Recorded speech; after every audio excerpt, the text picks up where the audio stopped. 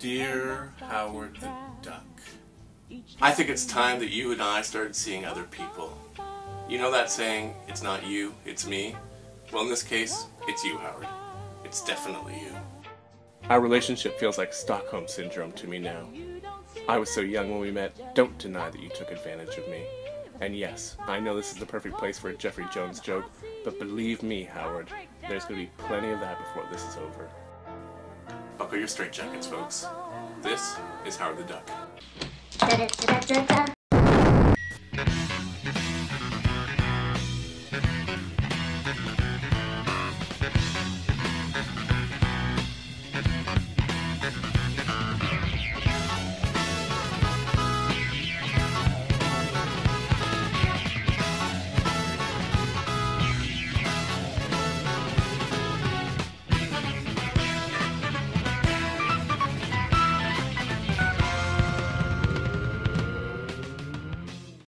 Howard the Duck showed up at a time when George Lucas was riding high on the successes of other people.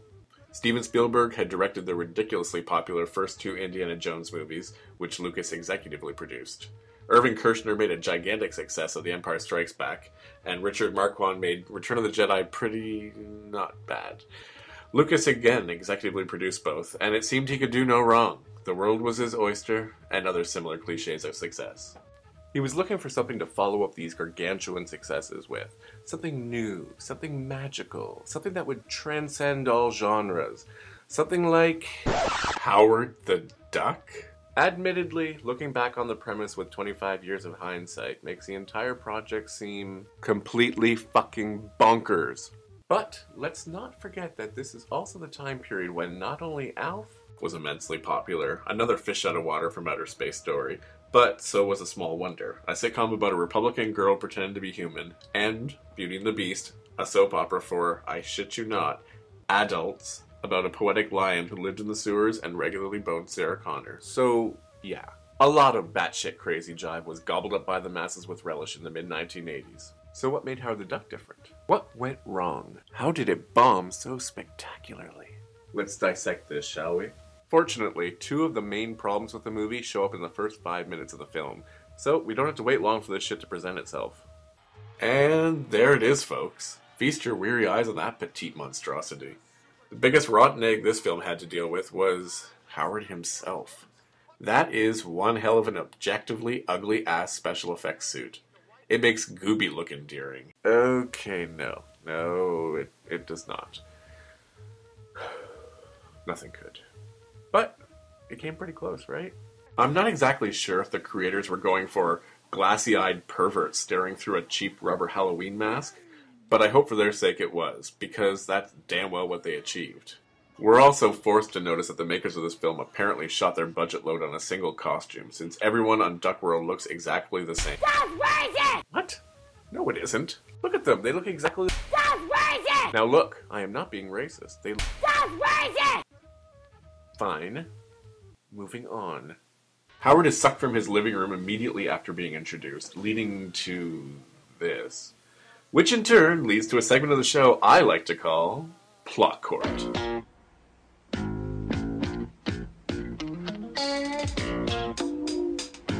All rise. The Honorable Judge Markham is now presiding. All right.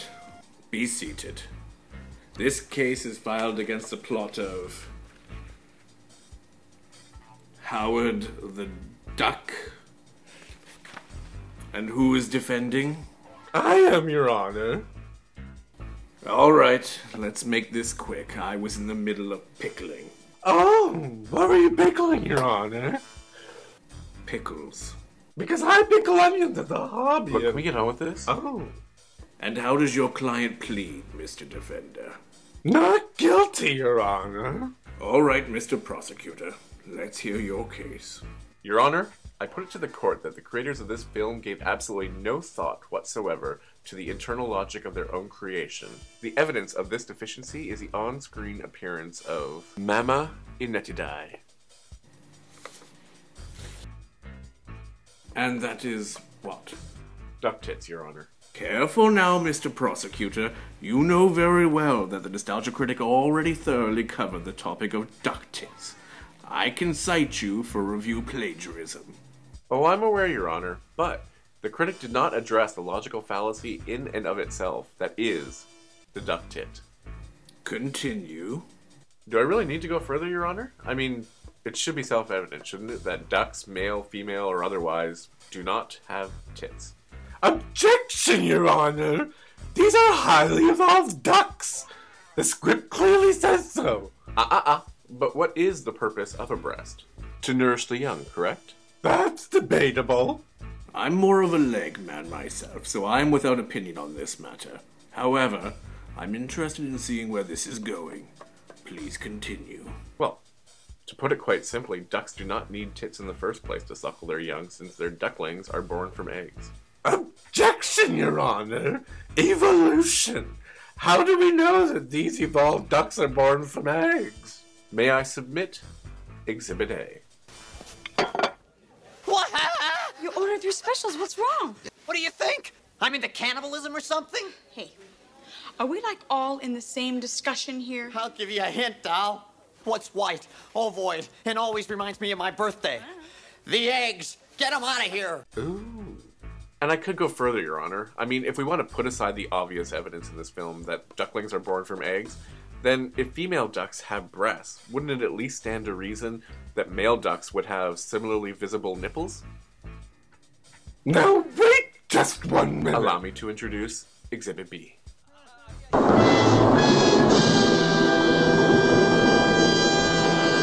I rest my case, Your Honor. This movie makes no fucking sense. Defense? I find in favor of the plaintiff against the defendant in the case of logical consistency within the movie Howard the Duck. The defendant shall not hereafter come within 25 feet of the plaintiff. Your Honor, I'm still sort of, in the middle of a review here. Could we put that off till this is over? Make it damn well quick, Mr. Bologna. And you, I'd like to hear more about those pickled onions. I'm gonna make a long story short. You're a bit late for that! Howard is sucked out into space while a disembodied voice expresses an extremely optimistic view for the reception of this film. In these galaxies, every possible reality exists. Including a reality where this movie wasn't a laughably abject failure? The multiverse truly is without end. The duck lands in an alley on Earth and quickly runs into the same punks from Terminator, just as they get a little overly familiar with Marty McFly's mom.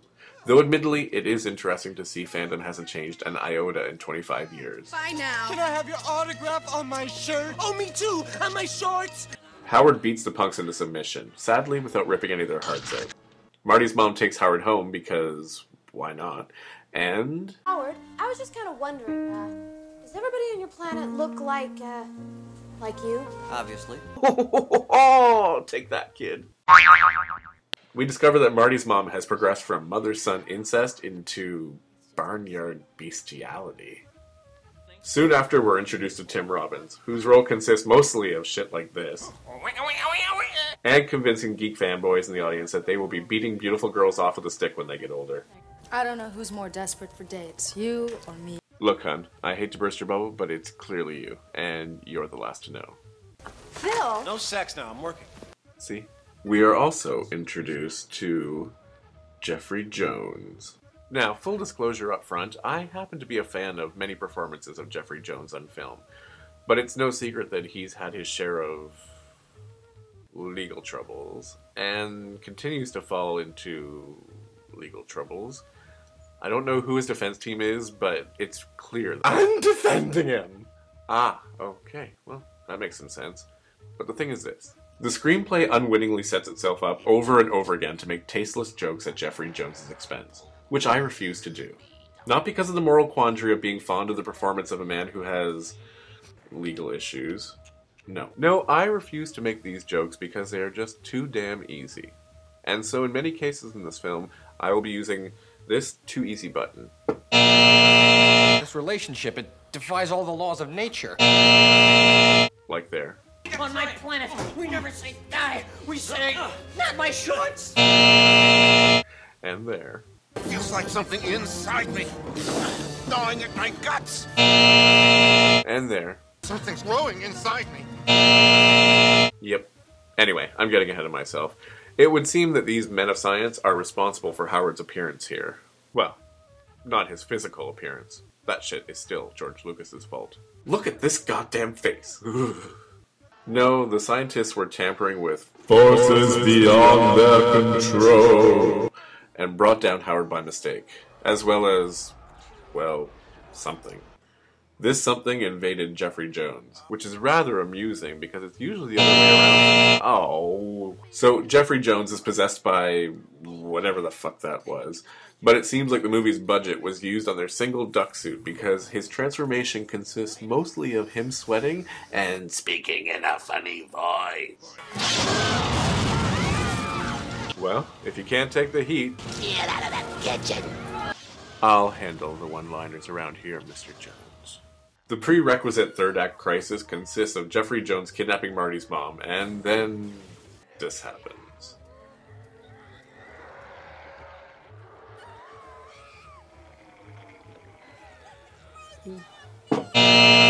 The climax of the movie involves such piss-poor special effects, one wonders how Industrial Light and Magic's held onto their reputation throughout this debacle. And then, finally, the movie is over. After a musical number.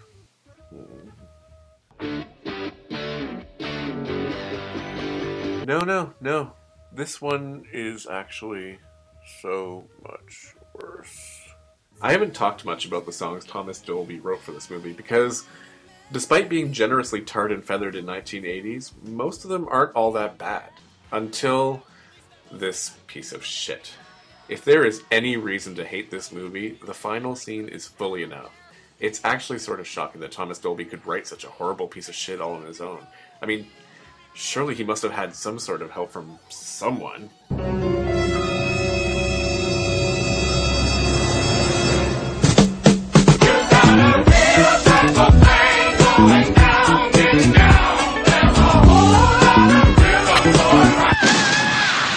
Now come on, Rex, be fair. You know Howard loves you, baby. Howard? You're not supposed to be within 25 feet of me. Look, I just want to talk some sense into you. No. You know very well that I cannot say no to you. Get out of here! Go! Well, it was fun while it lasted, wasn't it, pal? Sometimes, I guess. In the beginning. Like the Maracaibo assignment, remember that? Back when I was known as Agent X. Yeah, there we were, surrounded by hordes of angry mercenaries, and all you had was a pair of zircon-encrusted tweezers, a blowtorch, and a sealed IOU from the embassy. I knew that was a letter bomb. Cut that out! All distractions and nostalgia aside, Howard the Duck is a fucking mess. The duck suit looks like it wants to stick a finger up your ass. The special effects are dreadful. The dialogue is horrible. I'll give the movie that the first half hour or so is pretty well paced and interesting, but the second half is a serious chore. You go from shock to disgust to slight wonder, and then ultimately abject boredom, a feeling which sets in and sticks around for the remainder of the film. With Lucas's penchant for tinkering with his old films, it's really a wonder he hasn't decided to try to fix this little lemon up. I could definitely suggest some changes he could make which would improve the final product. For instance, using his cutting-edge computer technology to cut everything after the opening credits. Prove me wrong, George.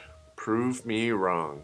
But if he refuses to fix it, somebody should. Hollywood pointlessly remakes so many good films. Why not try remaking a bad movie into something good, rather than fucking around with things that are already fine the way they are? I'm Rex Bologna, and if two heads are better than one, then aren't multiple personalities preferable?